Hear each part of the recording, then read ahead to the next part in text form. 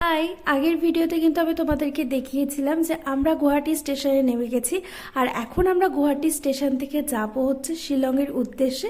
তো আমাদের তো ক্যাব আগের থেকে বুক করাই ছিল, ওটাই খুঁজছিলাম। আর গুয়াহাটিতে না ভীষণ গরম, মানে অতিরিক্ত গরম লাগছে।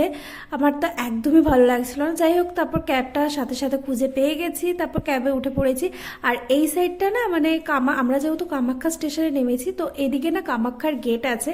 তো আমি তো ভাবছিলাম যে আমি একটুখানি দেখবো, কারণ আমার না কামাখ্যাতে আসার আবার খুব ইচ্ছা। আমি যখন ছোট ছিলাম তখন এসেছিলাম, আমার ঠিকঠাকভাবে মনেও নেই, অনেক ছোটোবেলা তখন পূজা দিয়েছিলাম।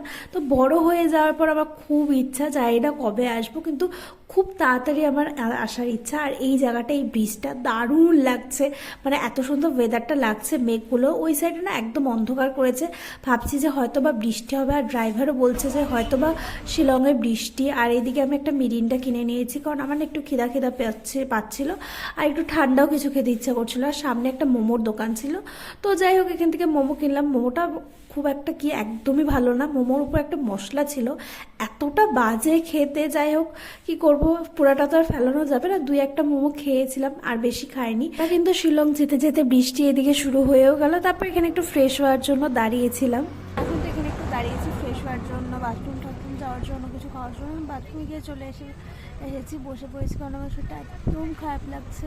কারণ হচ্ছে গুয়াহাটিতে এতটা গরম, মানে কি বলবো, মানে যাই হোক। আর তার মধ্যে গুয়াহাটিটায় মানে রাস্তায় যেতে যেতে বৃষ্টি, প্রচণ্ড পরিমাণে বৃষ্টি। আমরা তো ভাবছিলাম যে শিলংয়ে প্রচণ্ড বৃষ্টি হবে, কারণ অতিরিক্ত বৃষ্টি হচ্ছিল তখন। প্রায় আধা ঘন্টার মতো রাস্তা বৃষ্টি পেয়েছি। তারপর আবার রোদ মানে ভীষণ গরম লাগছিল, আর শরীরটা খুব খারাপ হয়ে গেছে।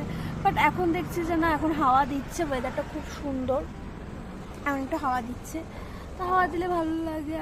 আর বেশি দূর না, আর 1.5 ঘন্টার মতো লাগবে। ওই সন্ধ্যার আগে পৌঁছে যাব।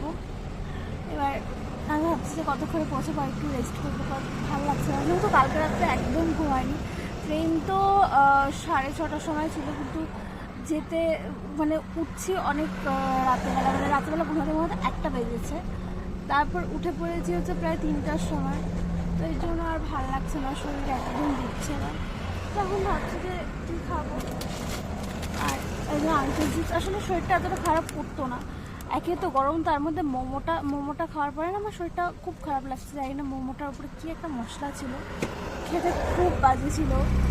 যাই হোক, এখন একটা আঙ্কেল চিপসটা খাবো, কারণ আমার একটু খিদা পাইছে। তো এই জন্য আঙ্কেল চিপসটা প্লেন, আঙ্কেল চিপসটাই খাবো।